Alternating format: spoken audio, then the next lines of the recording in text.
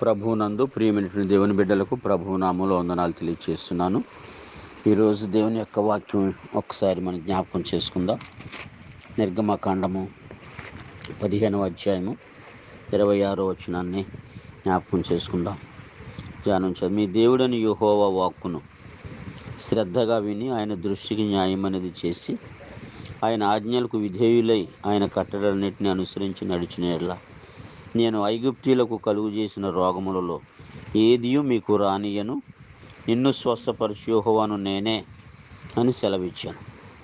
కాబట్టి ఐగుప్తులకు కలుగు చేసిన రోగాలు, ఐగుప్తు అంటే లోకములో రకరకాల రోగాలు ఉన్నాయి.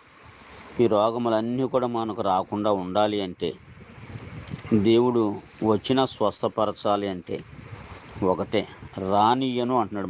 మొట్టమొదట ఐగుప్తీయులకు కలుగు చేసిన రోగములలో ఏది మీకు రానియను. అలా రాకుండా ఉండాలి అంటే ప్రభువునందు ప్రియ దేవుని బిడ్డలారా, మనం ఏం చేయాలి? మీ దేవుడని యెహోవా వాక్కును శ్రద్ధగా వినాలి. మొట్టమొదట ఆయన వాక్కును శ్రద్ధగా వినాలి. ఎందుకు ఆయన వాక్కును శ్రద్ధగా వినాలంటే, ఆయన వాక్యములో జీవం ఉంది. ఆ జీవం మనుషులకు వెలుగై ఉంది.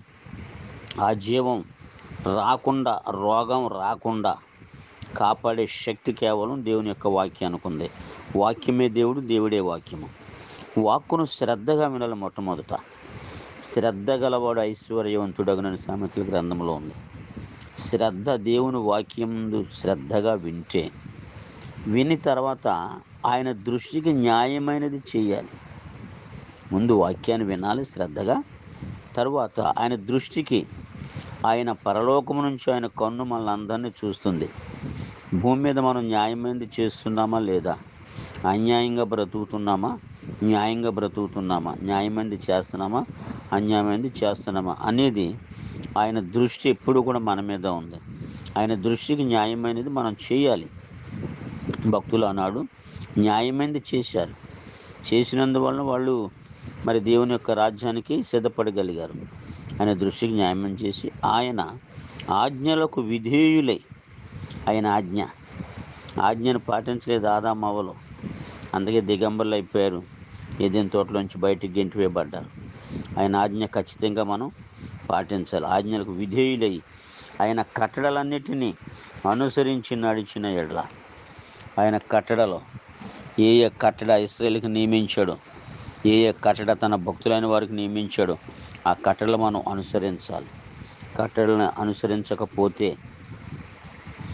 ఏదో రోగంలో మనం చిక్కుపోతాం. ఇవి చేసి ఆయన దృష్టికి న్యాయం చేసి ఆయన ఆజ్ఞలు విధేయులై ఉన్నడలా, ఆయన కట్టడలన్నిటిని అనుసరించి నడిచిన యెడల నేను ఐగుప్తులకు కలుగు చేసిన రోగములో ఏది మీకు రానియను. అసలు రానివ్వను. ఇవన్నీ మీరు చేసినట్లయితే నేను మీకు ఏ రోగమో రానివ్వను. ఐగుప్తీయులకు ఎన్ని రోగాలు కలుగు చేశాడు దేవుడు మోషే ద్వారా. ఎంత భయంకరమైనటువంటి పరీక్షల్లో గురయ్యారు. వాళ్ళకు వచ్చిన రోగాలు. వాళ్ళు ఐగుప్తులో ఉన్నారు, దేవుడిని వెతకలేదు, దేవుని మాట వినలేదు, ఆజ్ఞలు పాటించలేదు. దేవుడు అంటే ఎవరో కూడా వారికి తెలియదు, కానీ మనకు దేవుడు అంటే తెలుసు. కాబట్టి ఇవన్నీ మనం పాటిస్తే భయంకరమైన రోగాలు ఉన్నాయి లోకంలో. లోకమే ఐగుప్తు, ఐగుప్తే లోకం. కాబట్టి ఐగుప్తులకు కలుగు చేసిన రోగములు ఏది మీకు రానివ్వను. దేవుని నమ్ముకున్న, దేవునిలో ఉన్నాం, ఇంక ఇవన్నీ రానివ్వడు మనకి. వచ్చినా స్వస్థపరచు, నిన్ను స్వస్థపరచు యెహోవా నేనే అని ఆయన సెలవిస్తున్నాడు. కాబట్టి ఆయన రానియను అంటున్నాడు, వచ్చినా స్వస్థపరుస్తాను. స్వస్థపరచగల శక్తి కేవలం ఆయనకే ఉంది, ఇంకెవరికి లేదు. కాబట్టి నా ప్రియ సహోదరుడా, నీకు ఏ బలహీనత ఉన్నా, ఏ రోగం ఉన్నా, హెచ్ఐవి పేషెంట్ సంఘంలో స్వస్థ పొందింది. రకరకాల రోగులు స్వస్థ పొందుతున్నారు, బలహీన బలం పొందుతున్నారు. ఇటు అద్భుతమైన కార్యాలు చేసినటువంటి దేవదేవునికి మనం ఏమి చెల్లించగలం? కానీ ఇవన్నీ మనం పాటిస్తున్నామా లేదా అనేది మనల్ని మనం ఒకసారి పరిశీలన చేసుకోవాలి. సహోదరి, నువ్వు పరిశీలన ఎప్పుడైతే చేసుకుంటావు నీకు రానివ్వడు. వాటిని బట్టి మరి దేవుని యొక్క నామానికి మహిమ కలుగుద్ది. కాబట్టి ఐగుప్తులకు కలుగు చేసిన రోగాలు ఏది అది ఎలాంటి రోగమైన, వ్యాధి అయినా, బాధ అయినా పర్లేదు, రానివ్వను అని చెప్తున్నాడు. ఆయన మాట అంటే మాట, ఆయన మాట నమ్మదగింది. మాట ఇచ్చాడంటే ఖచ్చితంగా చేసి పెడతాడు మన పక్షంగా. కాబట్టి మరి ఎంతోమందిని స్వస్థపరిచాడు.